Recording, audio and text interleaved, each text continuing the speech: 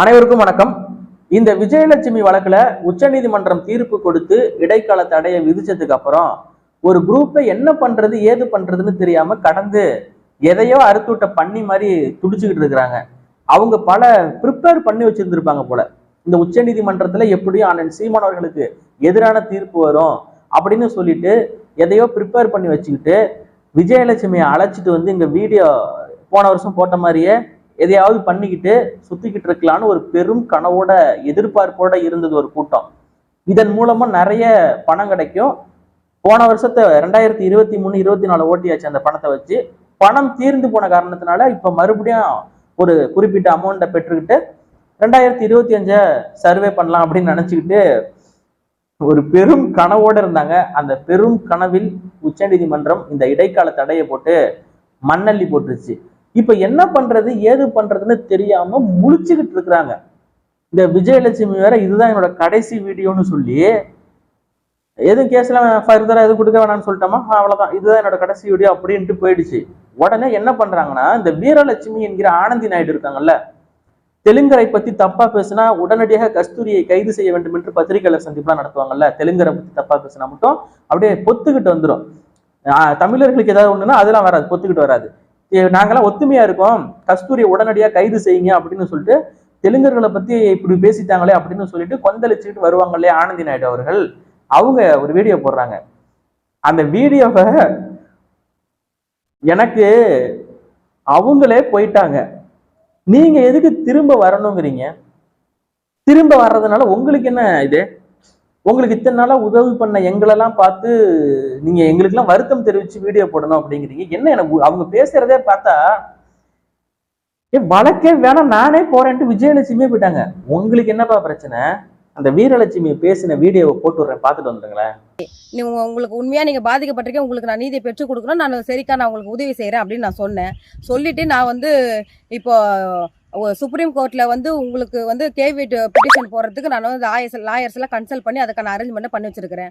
உங்களுக்காக உண்ணாவிரதமா இருக்கிறதுக்கு நான் போராட்டத்தை அரேஞ்ச் பண்ணி வச்சிருக்கேன். நீங்க திடீர்னு இன்னைக்கு வீடியோல நான் எதுக்குமே வரமாட்டேன், எனக்கு யாருமே பேசலாம், போடுறதை கிளம்ப மாட்டேன் வரமாட்டேன் அப்படின்னு நீங்க சொல்லியிருக்கிறீங்க.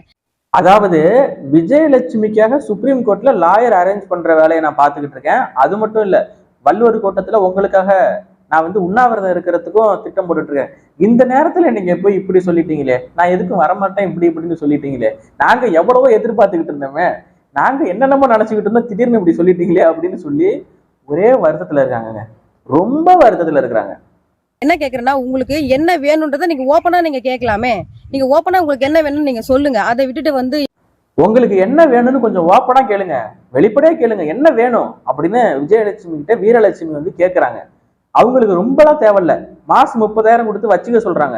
நீங்க வேணா போறீங்களா, இல்ல முக்தாரை வேணா அனுப்பிவிடுங்க, அவரு தான் ரொம்ப கஷ்டப்பட்டுக்கிட்டு இருக்கிறாரு, மாசம் 30,000 கொடுத்துட்டு வச்சுக்க சொல்லுங்க, அதுதான் அவங்க கேட்டிருக்காங்க. வெளிப்படையா நீங்க அதாவது ஓப்பனா கேட்கணுங்க, இல்ல ஓப்பனா கேட்டிருக்காங்க. அண்ணன் சீமானே சொல்லியிருக்கிறாரு, ஆதாரம் அண்ணன் சீமான்ட்ட இருக்கு, ஆடியோவா அனுப்பி அழுதுகிட்டு எனக்கு காசு வேணும், காசு தான் வேணும், உங்களுக்கு ஓப்பனா வேணும்னா காசு தான் வேணும், அதை வச்சு உங்களுக்கும் கொஞ்சம் காசு வேணும் வீரலட்சுமிக்கும், அதனால தானே இவ்வளவும் கத்திரி கிடக்குறீங்க. இன்னொன்னு சொல்றாங்க, அவங்க ஹெல்ப் பண்ணல இவங்க ஹெல்ப் பண்ணலன்னு உதவி செய்ய வரவங்களை உதாசீனப்படுத்தக்கூடாது. நீங்க இன்னைக்கு பேசின வீடியோக்கு நாட்டு மக்கள்கிட்டயும் எங்களை போன்ற உங்களுக்கு ஹெல்ப் பண்ணவங்க கிட்ட நீங்க வருத்தம் தெரிவிங்க. அப்படி வருத்தம் தெரிவிக்கலன்னா நாங்களும் உங்களுக்கு நானும் ஹெல்ப் பண்ண முடியாது, நாட்டு மக்களும் உங்களுக்கு ஹெல்ப் பண்ண மாட்டாங்க. இந்த காணொலி வாயில தெரிவிச்சுக்க. கடைசி வீடியோல இந்த மாதிரி பேசினதுக்கு என்கிட்டயும் நாட்டு மக்கள்கிட்டயும் வருத்தம் தெரிவிக்கணுமா, அப்பதான் நாளைக்கு நாங்களும் உதவி பண்ணுவோம், நாட்டு மக்களும் உதவி பண்ணுவாங்க அப்படிங்கிறாங்க.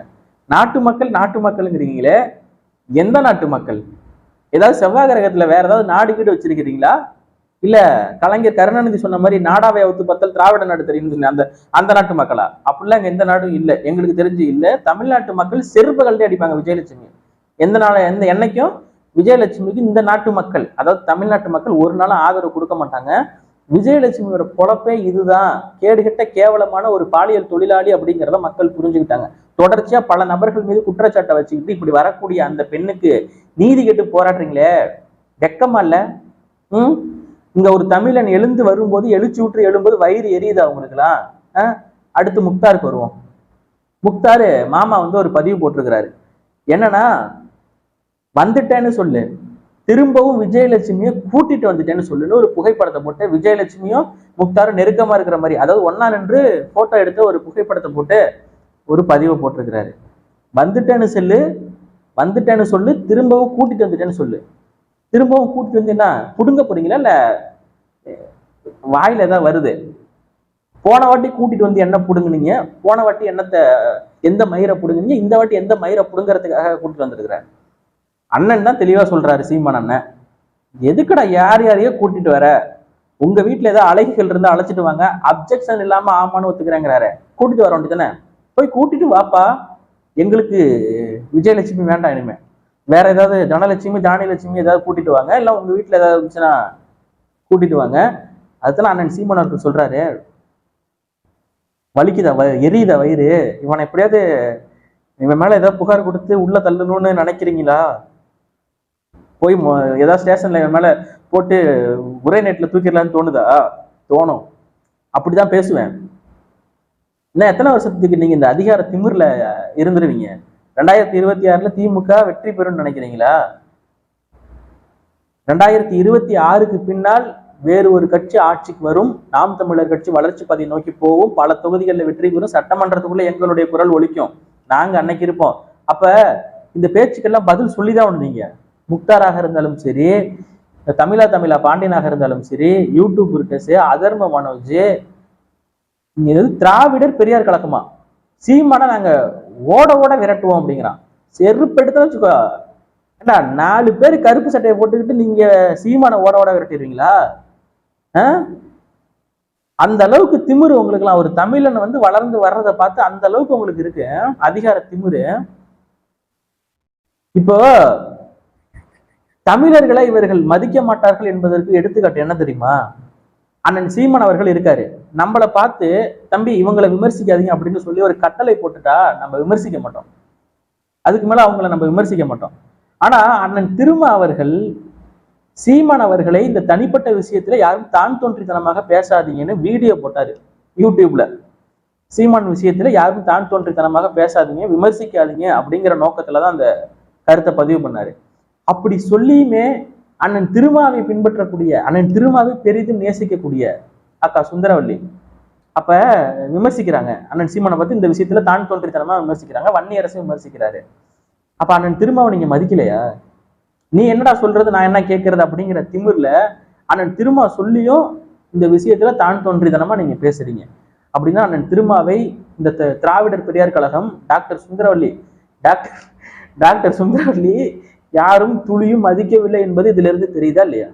அண்ணன் திருமாவே மதிக்கலன்னா அப்புறம் எப்படி அண்ணன் சீமான் அவர்களை இவங்க மதிப்பாங்க? அவங்க கட்சிக்குள்ள கட்சி தலைவராக இருக்கக்கூடிய ஆட்களையே மதிக்கலன்னா அப்புறம் எப்படி? இப்ப இந்த மாதிரி ஆபாச பொறுக்கி முக்தார், திடீர் போராளி ஆனந்தி நாயுடு, இந்த மாதிரி ஆட்கள் எல்லாம் ஒரு நாள் நமக்கு பதில் சொல்லியே ஆகணும். நீதிமன்ற படிக்கட்டு ஏறியே ஆகணும். படாத பாடுபடுவாங்க. 2026 அப்புறம் படாத பாடுபட போறாங்க. இந்த விஜயலட்சுமிக்கு நான் ஒண்ணு சொல்லிக்கிறேன்.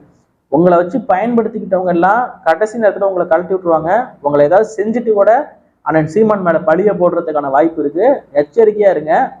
இந்த செட்டில்மெண்ட் பேசுறது, அந்த போறது அப்படின்னு அவதூறு பரப்பிக்கிட்டு இருக்காங்க பாரு, அதெல்லாம் எதுவுமே உண்மை கிடையாது. விஜயலட்சுமி மீதும் வழக்கு போட்டு அவங்களையும் நீதிமன்ற படிக்கட்டு ஏற்றி அவங்களுக்கும் தண்டனையை வாங்கி கொடுப்போம். இத்தனை ஆண்டுகளா பொய்யை பரப்பி கொண்டிருந்த இந்த ஒட்டுமொத்த கூட்டத்துக்கும் தண்டனையை பெற்றுக் கொடுப்போம். ஒருத்தனும் தப்பிக்க முடியாது.